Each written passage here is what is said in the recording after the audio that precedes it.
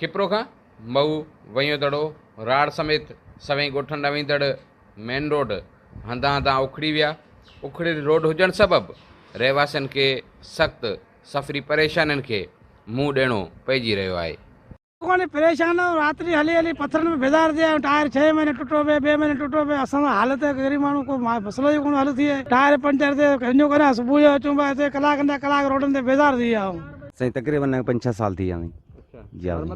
जी न तकलीफ़ वधीक न सवारी तले न को माण्हू को अची वञी सघे थो।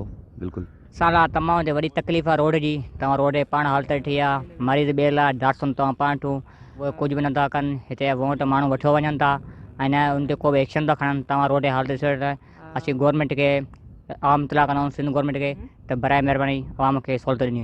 ॾुखाई थिए थी, खीर खणियो था वञूं, टायर पंचर ते पोइ असांजो खीर ॿियो ख़राबु थियो थो वञे। ॾाढी हालत आहे साईं, हिनखे 15-20 साल थी विया।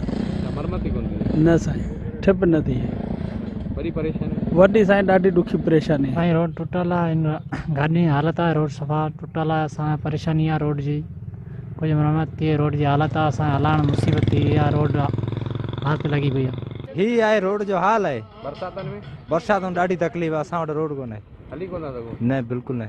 उस्मान जान जो ॻोठ ऐं खलीफ़े आकल जो ॻोठ नंडेलण सियो जी रोड ही सफ़ा ख़तमु थियल आहिनि। हे जहिड़ो करे 3-4-5 साल थिया आहिनि। जीअं न कुझु बि कोन्हे, वॾी परेशानी आहे। पंचर बि थिए थी, बीह बि रहनि थियूं, ख़राबु थियनि थियूं।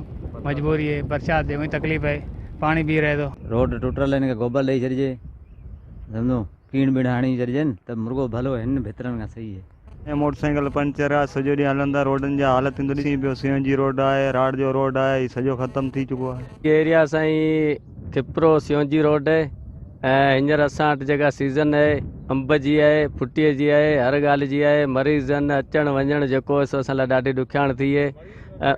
मऊ जेको मऊ हाजी ओस्मान चानियूं ॻोठ सिंहजी रोड ऐं जेको सो हाजी बांको चानियूं ऐं इहे रोड जेके हिन दुनिया में असीं सफ़ा कटिया पिया, कुझु कोन्हे।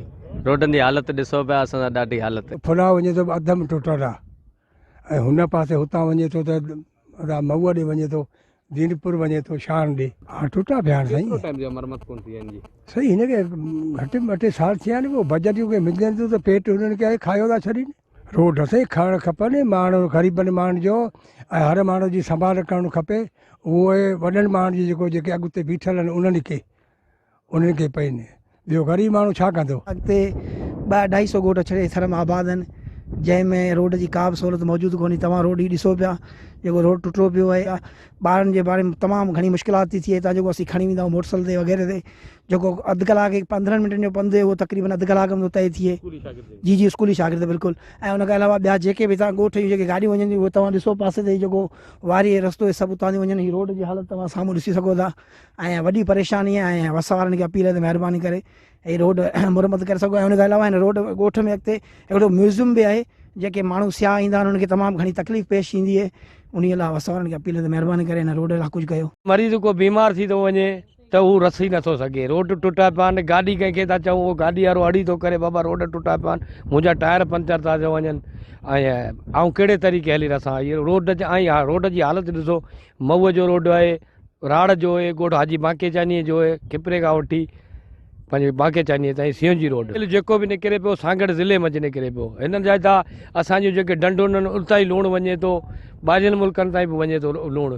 हीअ लूणु पिया खाइनि, नमक जी का मार पए त हीअ रोड ठाहे ॾी। परेशानी थिए थी गाॾियूं हलाइण में, ॿिए में लोड गाॾियूं जंपर टायर ॿाहिरि पंचर थी वञनि।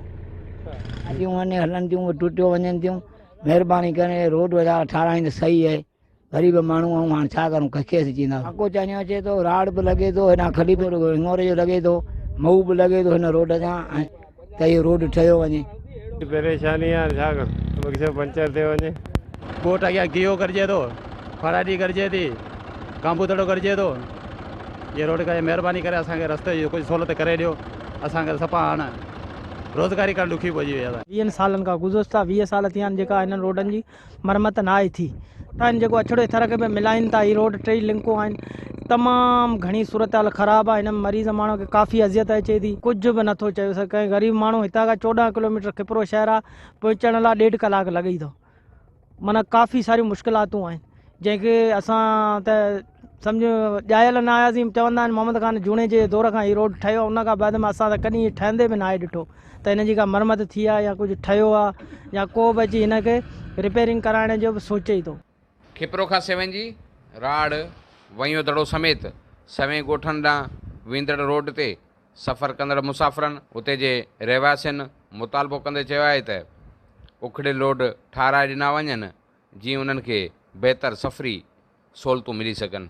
कैमरामैन मावजी कुमार फरहान कुंबर सां गॾु राजा Rashid comber, Sindh TV news, खिपरो।